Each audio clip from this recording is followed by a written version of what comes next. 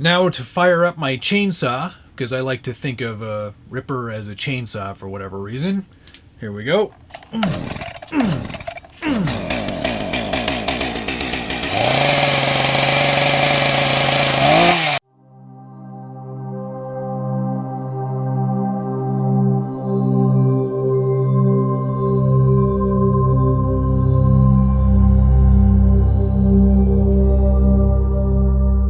Welcome back to the Scale Builders Guild. Thanks again for watching. Today we're talking all about the Vanquish Ripper.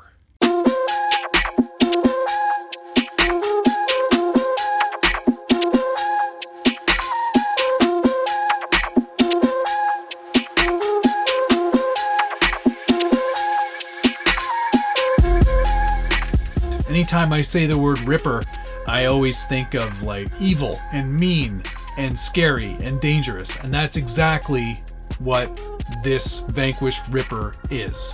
It's something that I think is definitely worthy of doing a build series on. There's a lot of really cool technical innovations going on in this truck, and I think Vanquish really pulled out all the stops on it. With its price tag comes a lot of innovation and a lot of thinking out of the box, and a lot of showing what a company can do when cost isn't the first thing you think about. It's definitely a premium vehicle, without a doubt, and I'm honored to have one. I have number 16. Currently, I believe there's only 72 out there, so this is a pretty unique and pretty original vehicle. It's pretty dang amazing. Honestly, this is like a halo vehicle. It's like having a supercar in your garage. It's really that high end and that rare. Where did this build come from? Why did Vanquish decide to make it? I'm going to try to answer some of these questions for you. About a year ago, the guys at Vanquish said, you know what, how can we take what Axial has started with, and how can we take that to the next level? How can we showcase our engineering capabilities and our machining and our level of detail and commitment to making the best truck possible? How can we do that? And I think that's where the Ripper came from. The intention was definitely to kind of show off all of the possibilities of what Vanquish can do and to put it all in one package. And the result is definitely this truck. That alone is a very spectacular thing. It's really pretty incredible to see a tube chassis like this all come out of like one piece. You get up close and you're like, I can't even fathom how this is all just one piece of solid aluminum that's been machined. It's really honestly very incredible. There are a lot of things that you need to do to get it to a finished state, but they do offer you a discount code so you can go in and purchase all those items separately from the Vanquish Ripper kit to finish out a truck completely. What you get: full Vanquish machined Ripper cage, all of the aluminum machined panels, roof, hood, side panels. You get the headlights, you get 2 light bars, a 5-inch and a 4-inch rear light bar. Get a machined solid front bumper, 3D printed parts, including the radiator and battery holder. You also get the Curry anti-rock sway bar for the rear. All links are included as well, and then it's pretty much up to you to complete it, using whatever parts you deem necessary or important to you. What's required, obviously, axles front and rear. I opted to go with the Curry F9s, as that's the one axle that they currently make that has the servo mount on the actual axle, and that's required for this truck. There is no CMS. You will need to get wheels, tires. The wheels are KMC machetes, and tires and foams, I'm using RC 4-wheel drive Wrangler 4.75 MTRs. It's an awesome tire, great tread pattern, great compound, and for foams I'm using Crawler Innovations. There are a few axial bits and pieces that you will require: frame rails, a fuel cell from a Yeti, and radiator isn't necessary. Obviously, it's just cosmetic, but it is a nice piece to have, and you can get that as well. I believe it's on the EXO, one of the EXO parts trees. And shocks. I opted to go for a droop setup, where, you know, of course, the spring is internal underneath the piston to force the truck to be pulled down. and it unloads as it goes over an obstacle or dips into an obstacle. I use Trex's big bore shocks. In order to do my droop setup, I'm using low-C springs front and rear on the exterior to help compensate for all that droop and give me a little bit of rebound.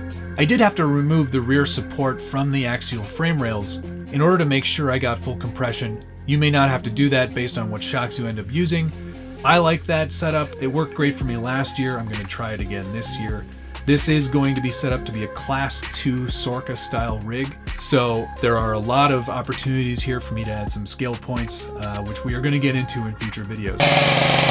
You'll also obviously need a transmission and the transmission skid plate from Axial to complete. I opted to build my own transmission using Axial and Vanquish and Incision parts.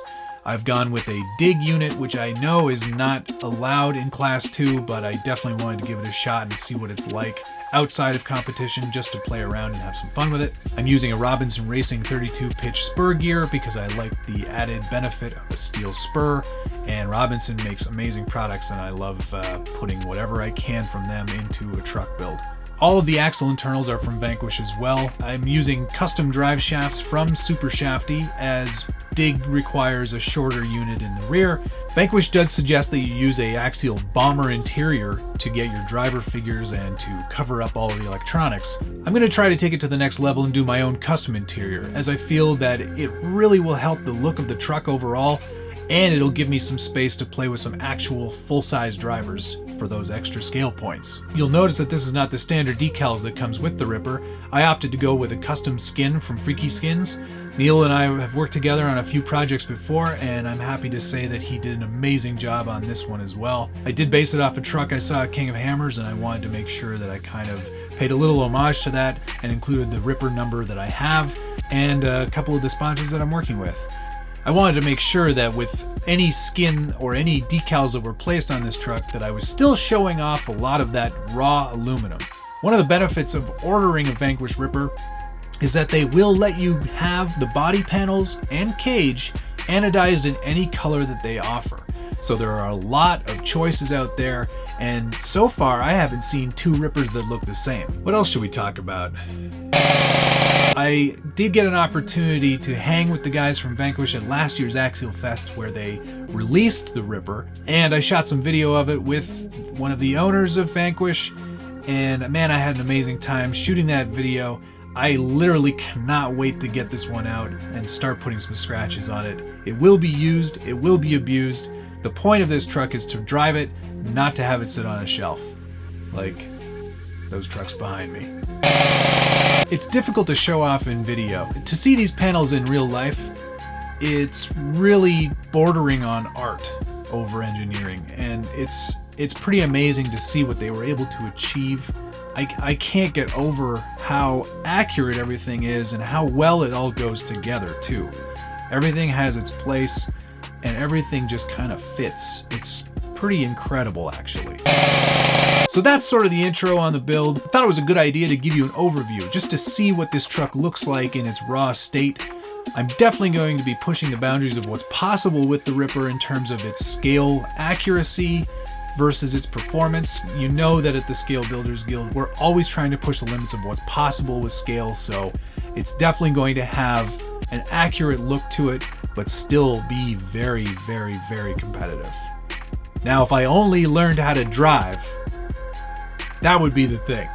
What scale features would you like to see me add to this truck over the next few weeks? Post your comments below. I love to hear from you, and I do answer every single comment. Stay tuned for more on this truck. Thanks so much for watching, and if you are interested in picking up a Vanquish Ripper, I will put a link in the description below where you can get one for yourself.